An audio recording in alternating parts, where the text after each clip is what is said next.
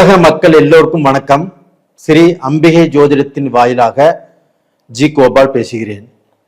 இன்னைக்கு நாம் பேசக்கூடிய தலைப்பு செப்டம்பர் மாத பலன்கள். இந்த செப்டம்பர் மாத பலன்கள் ஒவ்வொரு ராசிக்கா பேசிட்டு இருக்கிறோம். அதில் பார்த்தீங்கன்னா முதல் ராசி மேச ராசி. அப்ப இந்த மாதத்தில் கிரக அடைவுகள் எப்படி இருக்குன்னு பார்த்துக்கலாம். இப்போ மேச ராசியை ஆளக்கூடிய செவ்வாய் பகவான் மிதுனத்துல செப்டம்பர் 17 வரைக்கும் இருக்கிறாங்க. செப்டம்பர் 18ஆம் தேதி கடகத்துக்கு பெயர்ச்சியை வர்றாங்க, 4ஆம் இடத்துக்கு. அங்க செவ்வாய் நீச்சம். ஆனா அதே சமயத்துல அங்க குரு பகவான் உச்ச பலத்தோடு இருக்கிறதுனால கடகத்துல அந்த செவ்வாய்க்கு நீச்ச பங்க ராஜயோகம் கிடைக்கிறது. ஃபர்ஸ்ட் அது போக செப்டம்பர் 3ஆம் தேதி துலாமுக்கு சுக்கிர பகவான் நீச்ச கதியிலிருந்து, அதாவது கண்ணியிலிருந்து பெயர்ச்சியாகி துலாமுக்கு வர்றாங்க.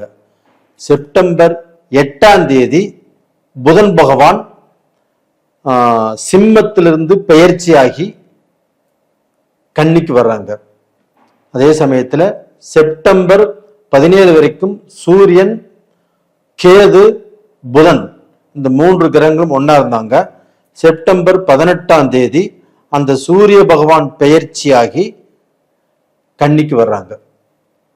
அது போக உங்களுக்கு கும்பத்துல ராகு பகவான் இருக்கிறாங்க, மீனத்துல சனி பகவான் இருக்கிறாங்க. அப்போ இந்த கிரக அடைவுகள் அதாவது மேச ராசிக்காரங்களுக்கு எப்படி இருக்கும் அதை பத்தி இந்த வீடியோல தெளிவா தெரிஞ்சுக்கலாம். எப்பவுமே ஒரு ராசியை பத்தி பார்க்கறோம்னா அந்த ராசியுடைய அதிபதி ஆட்சியாகவோ உச்சமாகவோ இல்ல பார்த்தா சுபகிரகங்களுடைய பார்வையோடோ இருந்தால் மட்டும்தான் அந்த ராசிக்கு வளர்ச்சி ஏற்படும். அப்படி பார்த்தா இப்போ மேசராசி. மேசராசியின் அதிபதி யாருங்க? செவ்வாய் பகவான். இந்த செவ்வாய் பகவான் உங்களுடைய ராசிக்கோ லக்னத்துக்கோ 4ஆம் இடத்துல இப்ப பெயர்ச்சி ஆறாங்க. அப்ப பெயர்ச்சியாகி அங்க நீச்ச பங்க ராஜயோகத்தை அடைகிறார்கள்.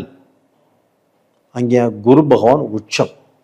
அது போக மேசராசியில தான் அந்த சந்திர பகவான் இருக்கிறார் இப்ப ஆரம்பத்துல. அப்ப கடகத்தினுடைய அதிபதி சந்திர பகவான் உங்க ராசியில் இருக்கிறாங்க.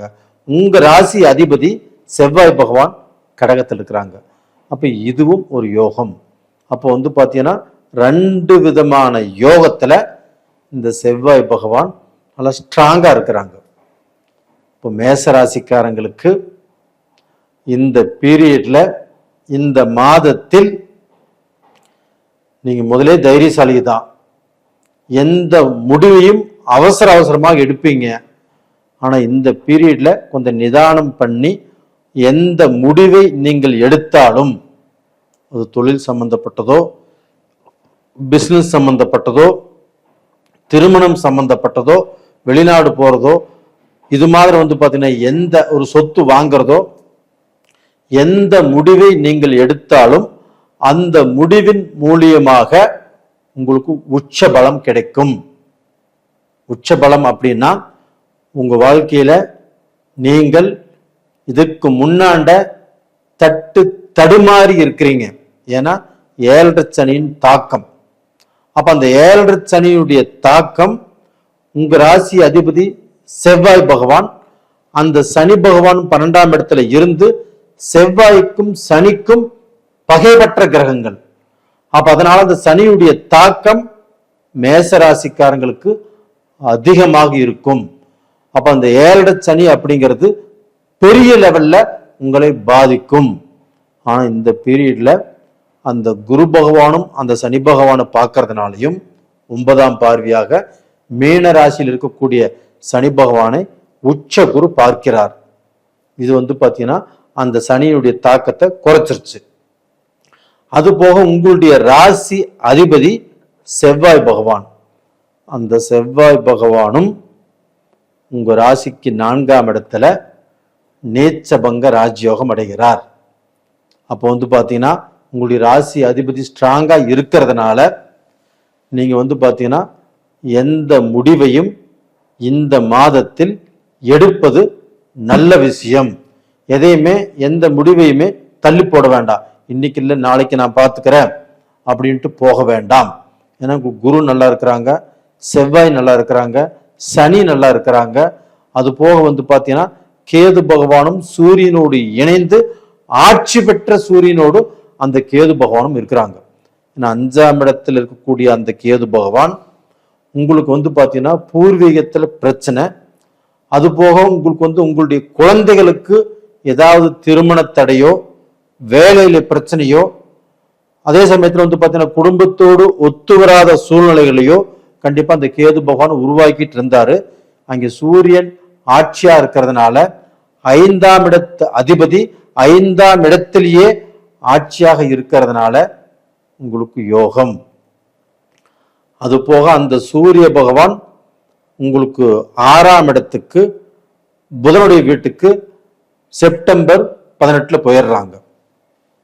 அங்க பாத்தீங்கன்னா செப்டம்பர் 8ஆம் தேதியே அங்க புதன் பகவானும் ஆட்சி பிளஸ் உச்சமாக இருக்கிறாங்க. அப்ப அந்த சூரியனும் புதனும் இணைந்து உங்களுக்கு புதாதித்ய யோகத்தை கொடுக்கிறார். அப்ப அந்த புதன் அப்படிங்கிறவங்க வித்தைகாரன். அப்ப எந்த தொழில் செய்பவராக இருந்தாலும் நீங்க பாத்தீங்கன்னா என்ன படிப்பு படிச்சுட்டு இருந்தாலும் படிப்புக்கும் தொழிலுக்கும் சகல விஷயத்துக்கும் வித்தைகாரகன் புதன் பகவானுடைய அனுகிரகம் கண்டிப்பாக தேவை. அந்த புதன் பகவான் ஆட்சி உச்சமாக உங்களுக்கு இருக்கிறாங்க. அது போக 5ஆம் இடத்து அதிபதி சூரியனோடு இணைந்து புதாதித்ய யோகத்தோடு இருக்கிறதுனால கண்டிப்பாக உங்களுக்கு படிப்புல முன்னேற்றம் கிடைக்கும். நீங்க நினைத்த எக்ஸாம் எழுதலாம். எக்ஸாம் எழுதினாலும் அதுல ரிசல்ட் பாத்தீங்கன்னா நல்லபடியா தான் உங்களுக்கு வரும். குரூப் ஏ சம்பந்தப்பட்ட எக்ஸாமோ டிஎன்பிசி எக்ஸாமோ இல்ல பாத்தீங்கன்னா நீங்க எந்த எக்ஸாம் எழுதினாலும் சரி அதுல பாத்தீங்கன்னா ரிசல்ட் நல்லபடியாக வரும்.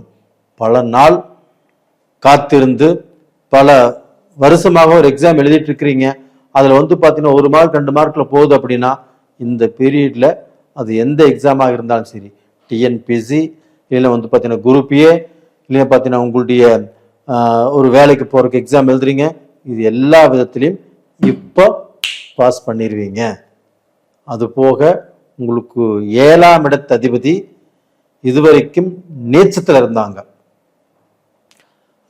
ஆகஸ்ட் மாசம் வரைக்கும். இப்போ செப்டம்பர் 3ஆம் தேதி அந்த சுக்கிர பகவான் ஆட்சியாக துலாமுக்கே அந்த சுக்கிர பகவான் வர்றாங்க. அப்ப அந்த துலாம்ல 7ஆம் வீட்டு அதிபதி சுக்கிர பகவான் ஆட்சியாக இருக்கிறதுனால உங்களுக்கு பாத்தீங்கன்னா நல்ல வரன் பார்க்கலாம். இப்போ திருமண வயசு இருக்கிறவங்களுக்கு கண்டிப்பாக இந்த பீரியட்ல வரன் பாருங்க கண்டிப்பாக கிடைக்கும். அப்போ இந்த சுக்கிர பகவான் நல்லா இருந்தால் மட்டும்தான் உங்களுக்கு பாத்தீங்கன்னா நல்ல வரன் அமையும். சுக்கிர பகவானும் செவ்வாய் பகவானும் நல்லா இருக்கணும். அப்ப அந்த செவ்வாயும் உங்க ராசிநாதன் நேச்சபங்க ராஜயோகத்தில் இருக்கிறாங்க. இந்த சுக்கிர பகவானும் ஆட்சியா இருக்கிறாங்க. செவ்வாய்ங்கிறது கணவரை குறிக்கும் ஒரு ஜாதகத்துல, சுக்கிரன் என்பது பெண்ணை குறிக்கும். அப்போ பாத்தீங்கன்னா பெண்ணுக்கும் சரி ஆணுக்கும் சரி நல்ல விதமான யோகங்கள் இந்த மாதத்தில் இருக்கிறது. அப்போ பெண்ணுக்கு மாப்பிள்ளை பார்க்கலாம், ஆணுக்கு பொண்ணு பார்க்கலாம். இது பார்த்தால் நல்லபடியாக அமையுமா அப்படின்னா கண்டிப்பாக நல்லபடியாக அமையும்.